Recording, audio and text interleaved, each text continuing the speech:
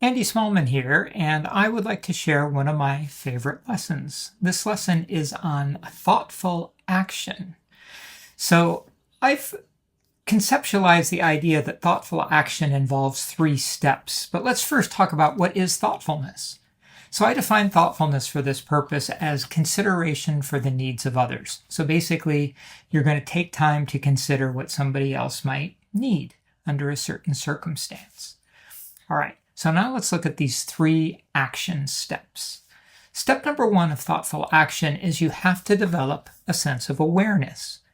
I define that as noticing what's happening both inside and outside of us. So for instance, if you're at the grocery store and you happen to notice that a grocery cart is in the parking lot and it's blocking where a car might park, you've now noticed what's happening outside yourself. Now, from an inside standpoint, you might be in a hurry. You might be saying, I don't have time to do anything about that. So that's a quick kind of awareness of what's going on within you. So you have this kind of awareness happening, what's going on outside, what's going on inside. Now, that naturally just segues right into the part of thoughtfulness, the consideration. You give this now some thought. Sometimes it could be really quick. Sometimes it might be a little bit drawn out. But the consideration is really around the idea of, is this something that you want to do something about? So in the example of the shopping cart in the parking lot, you could think, it's on my way to heading into the store. I could just go grab that cart. I could push it back to where the carts belong. Pretty simple, no problem. So you might consider doing it. Other situations you might say, I don't have the time, I don't have the energy, maybe it's something that costs some money, whatever it might be, you may decide, yep, I don't want to do it. You've given it your thoughtful consideration and decided not to do anything. That's totally fine.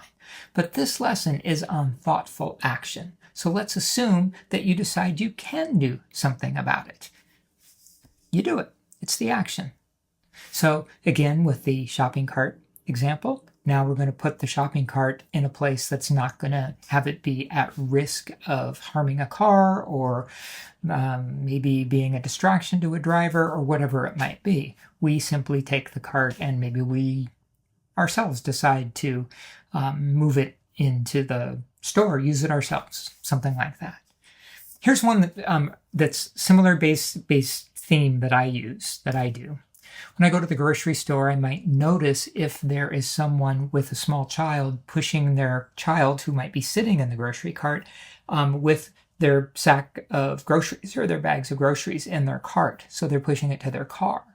Now they're going to take their groceries out, put them in the car, and maybe now they've got their child. Are they going to put their child in the car seat then? Are they going to push the child with the grocery cart back to the caddy where the grocery carts go? Are they just going to leave it? What are they going to do? I can make it easier on them simply by walking over and saying, hey, can I take your cart for you?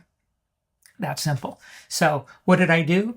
First, I was aware that there's a parent who is pushing her child and a cart full of groceries. What's happening inside me? Oh, I got some time going on right now. This is not a big deal. I noticed the thing outside. Parent, kid, grocery cart full of groceries.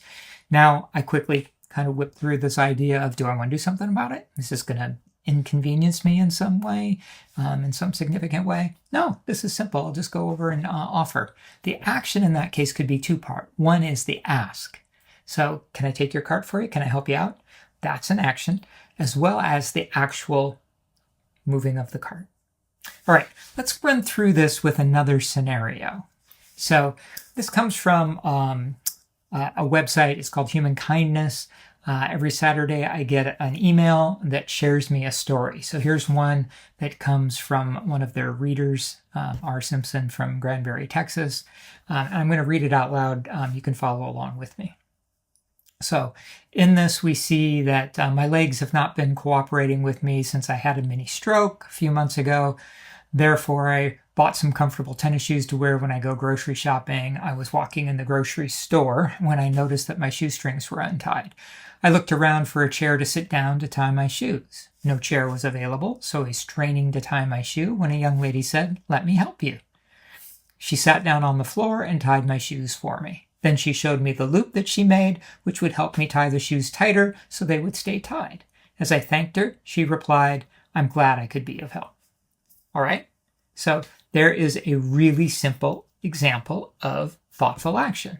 So the person who told the story is the one who, and here we can look at this one more time, is R. Simpson saying that his or her legs haven't been cooperating, and so tries to wear some comfortable shoes, etc., etc.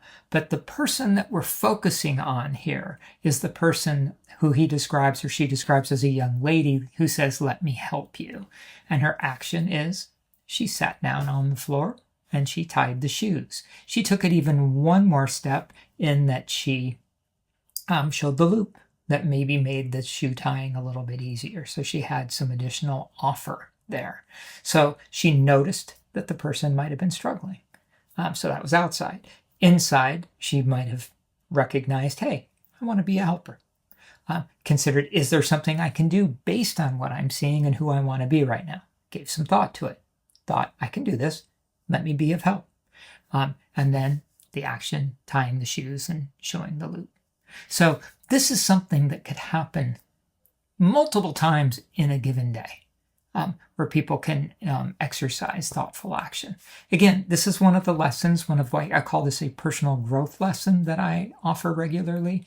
And this is one of many, but when I engage with young people and talk about this, it's really fun to get them thinking about thoughtful actions that they've done and thoughtful actions that have been done for them, and even start to think about what might you notice. I talk about the awareness piece, that noticing, as a form of brain training, because the more that we do it, the more that we notice, our awareness grows. So there you go. A very quick introduction to the lesson on thoughtfulness, thoughtful action. Thanks so much. I'm Andy Smallman. I hope I get to work with you, your child, at some particular point. Take care.